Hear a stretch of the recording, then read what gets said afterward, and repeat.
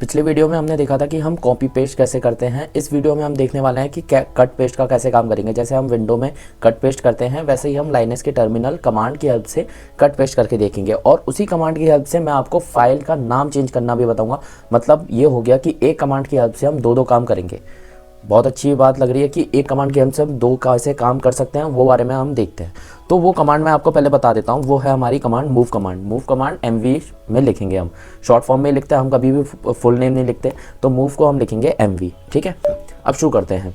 कोई भी है ना, डेस्कटॉप पे कुछ भी नहीं है, पूरा क्लियर हो रखा है डेस्कटॉप, तो इसलिए मैंने पिछले वीडियो में पहले क्लियर कर दिया था। अब आपको नए सब फाइल बना के डायरेक्टली बना के सारी चीज़ें मैं आपको एक्सप्लेन करूँगा लाइन वाइज लाइन। तो सबसे पहले हम क्या करते हैं, रीनेम का यूज़ करके देखेंगे कि कैसे हम फाइल का नाम चेंज करते हैं। पहले उससे पहले एक फ़ाइल बना लेते हैं। टच की हेल्प से मैंने एक फ़ाइल बना दिया। अब इसमें कंटेंट डाल देता हूँ तो आपको ईजी पड़े।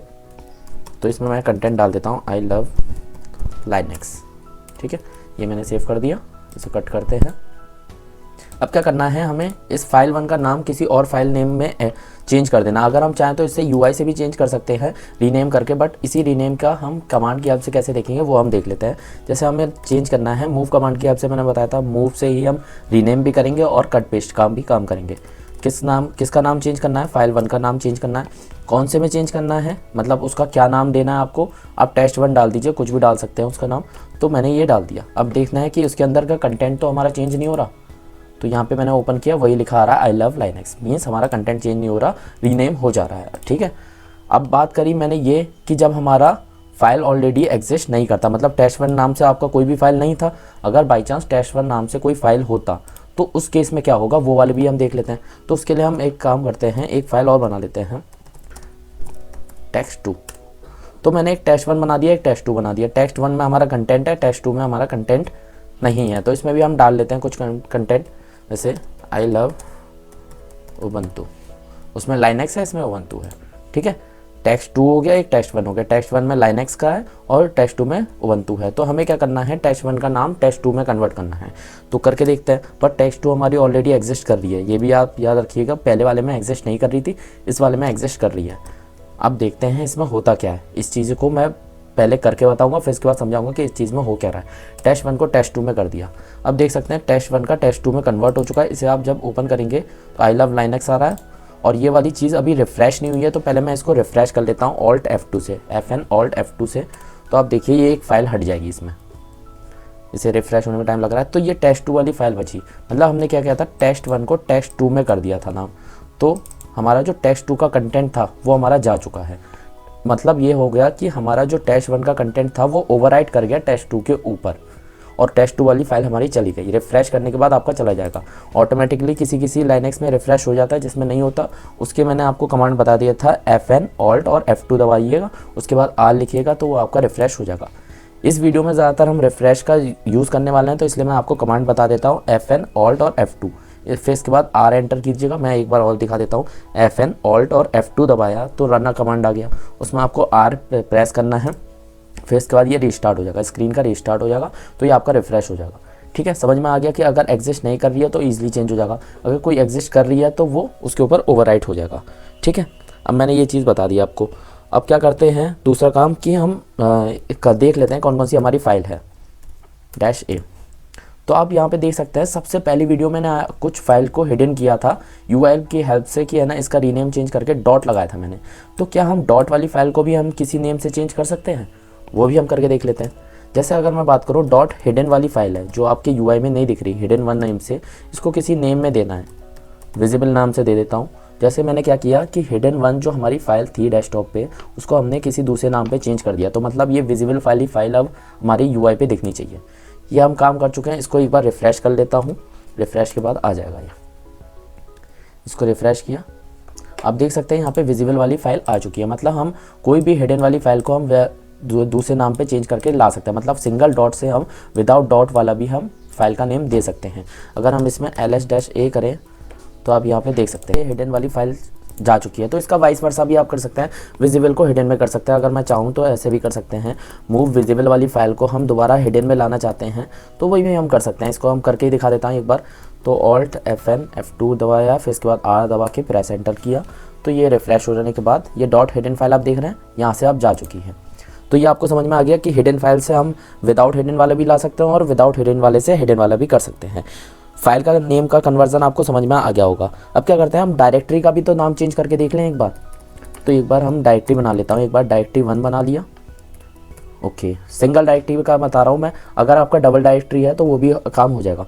अगर मैं बात करूँ इसमें भी नाम चेंज करना है, मूव डायरेक्टरी 1 को डायरेक्टरी 2 कन्वर्ट करना है। तो आप देख सकते हैं यहाँ पे डायरेक्टरी 1 लिखा आ रहा है, मैंने डायरेक्टरी 1 को डायरेक्टरी 2 में कन्वर्ट कर रहा हूँ। तो यहाँ पे आप देख सकते हैं जैसे एंटर प्रेस किया वो मेरा डायरेक्टरी 2 पे आ चुका है। तो मतलब मेरा नाम चेंज हो चुका है। ये मैंने आपको रीनेम के बारे में बता दिया सारी चीज़ें। आप इसमें है ना और भी चीज़ें कर सकते हैं, जो भी आपको समझ में आ रहा है मूव कमांड की हेल्प से वैसे आप करके देख सकते हैं। कुछ कन्फ्यूज़न हो रहा है तो आप बता सकते हैं मुझे, ठीक है। अब क्या करते हैं, हम कट पेस्ट का काम करते हैं इसी कमांड की हेल्प से। तो पहले मैं आपको इसको क्लियर कर देते हैं, टर्मिनल क्लियर कर दिया। उसके बाद क्या करता हूँ, अब मुझे क्या करना है, टेस्ट 2 फाइल को डायरेक्टरी 2 फाइल में कट करके पहुँचाना है। तो हम क्या करेंगे, टेस्ट 2 फाइल को कहाँ पे पहुँचाना है, डायरेक्टरी 1 डायरेक्टरी 2 पे पहुँचाना है। तो टेस्ट 2 फाइल हमारी डायरेक्टरी 2 में पहुँच जाएगी और ये पहुँच चुकी है। यहाँ पे आप देख सकते हैं टेस्ट 2 फाइल हमारी डायरेक्टरी 2 में पहुँच गई है। ऐसे ही अगर आप चाहें तो मल्टीपल के साथ भी आप यूज़ कर सकते हैं। जैसे अगर मैं बात करूँ टच की हेल्प से मैं 2-3 बना लेता हूँ, जैसे फाइल 1 फाइल 2। तो अब इसको है ना मुझे मूव करना है डायरेक्टरी 1 के अंदर। तो डायरेक्टरी 1 के अंदर डायरेक्टली आप देख सकते हैं फाइल 1 फाइल 2। डेस्टिनेशन आपका कहाँ पर है, डायरेक्टरी 2 है। तो डायरेक्टरी 2 आप डालेंगे तो फाइल 1 और फाइल 2 भी हमारी डायरेक्टरी 2 के अंदर जा चुकी है, आप यहाँ पे देख सकते हैं, ठीक है। अब क्या बता रहा हूँ मैं, इसमें एक ओवरराइट का कॉन्सेप्ट और बता देता हूँ इस चीज़ में। जैसे मैं एक बना लेता हूँ फाइल 1। फाइल 1 हमारी ऑलरेडी एग्जिस्ट कर रही है डायरेक्टरी 2 के अंदर, तो उसमें भी कुछ कंटेंट डाल देते हैं हम, प्लीज़ लाइक, ठीक है। और इसमें डाल देते हैं सब्सक्राइब। तो फाइल 1 का कंटेंट यहाँ पे भी है, फाइल 1 का कंटेंट यहाँ पे भी है। अगर मैं क्या करना है, मुझे इसमें मूव करना है फाइल 1 को, किस में जाना है, डायरेक्टरी 2 के अंदर भेजना है। सॉरी, फाइल 1 डाल देते हैं, टाइपो मिस्टेक। फाइल 1 को डायरेक्टरी 2 के अंदर भेजना है। तो फाइल 1 में अलग कंटेंट है और डायरेक्टरी 1 में, फाइल 1 में भी यहाँ पे भी एग्जिस्ट कर रही है बट इसका कंटेंट अलग है। अगर हम ऐसा करें तो क्या होगा, एक बार देख लेते हैं, फिर इसके बाद दोबारा करके देख लेंगे। फाइल 1 को हमने डायरेक्टरी 1 में भेज दिया और यहाँ पे आप देख सकते हैं UI से चला गया, पर यहाँ पे फाइल 1 जो ऑलरेडी एग्जिस्ट कर रहा था प्लीज़ लाइक वाला, वो अब चेंज हो चुका है सब्सक्राइब में। मतलब ये ओवरराइट कर गई फाइल, समझ में आ गया होगा आपको, ओवरराइट कर गई। अब इस ओवरराइट से बचाना है तो हमें क्या करना पड़ेगा, एक फ़ाइल और बना लेता हूँ, उसी नेम से बनाते हैं, टच फाइल नेम फाइल 1 नाम से, फाइल 1, ओके। अब मैंने उसके अंदर सब्सक्राइब पड़ा हुआ है तो यहाँ पे लिख देते हैं लव दिस ट्यूटोरियल, ओके। अब यहाँ पे क्या करना है, मुझे फाइल 1 को इसके अंदर भेजना है, बट ओवरराइट अगर फाइल 1 ऑलरेडी एग्जिस्ट कर रही है तो उसे रोकना भी चाहिए, मतलब पूछ लेना चाहिए हमसे कि हमें ये करना है या नहीं। उससे पहले मैंने आपको एक कमांड बताई थी -i से। -i मतलब इंटरैक्टिव का आप इसमें भी यूज़ कर सकते हैं, -i यूज़ कर सकते हैं। और आपको क्या भेजना है, फाइल 1 को डायरेक्टरी 2 के अंदर भेजना है। अगर फाइल 1 ऑलरेडी एग्जिस्ट नहीं कर रही है तो डायरेक्ट पहुँच जाएगा, -i का आपका यूज़ नहीं होगा। अगर आपका फाइल 1 ऑलरेडी मतलब एग्जिस्ट कर रहा है हमारा डायरेक्टरी 2 के अंदर, तो आपका इसमें प्रॉम्प्ट करके पूछेगा कि ओवरराइट करना है आपको, डायरेक्टरी 2 के फाइल 1 पे ओवरराइट करना है। अगर आप नो लिख देंगे तो वो नहीं होगा और ये फाइल यहीं रहेगी और वो वाली भी फाइल वहीं रहेगी, उसका कंटेंट भी सेम वैसे ही रहेगा। तो यहाँ पे आपको समझ में आ गया होगा कैसे हम -i का यूज़ करके ओवरराइट से बच सकते हैं। अब मैं दूसरे एक और चीज़ बता देता हूँ, वर्बॉस के बारे में मैं बताया था मैंने आपको -p कि हमें जो जो काम कर रहे हैं वो हमें दिखना भी चाहिए कि क्या क्या हम भेज रहे हैं फाइल। तो हम जैसे अगर मैं बात करूँ फाइल 1 को भेजना था डायरेक्टरी 2 के अंदर, ठीक है। अब यहाँ पे डायरेक्ट चला जाएगा और विदाउट है ना पूछने के बदले डायरेक्ट ओवरराइट कर जाएगा। और हमें क्या देखना है कि ये वो चीज़ क्या क्या हो रही है, वो चीज़ हम वर्बॉस से देख सकते हैं -v का हेल्प का यूज़ करके।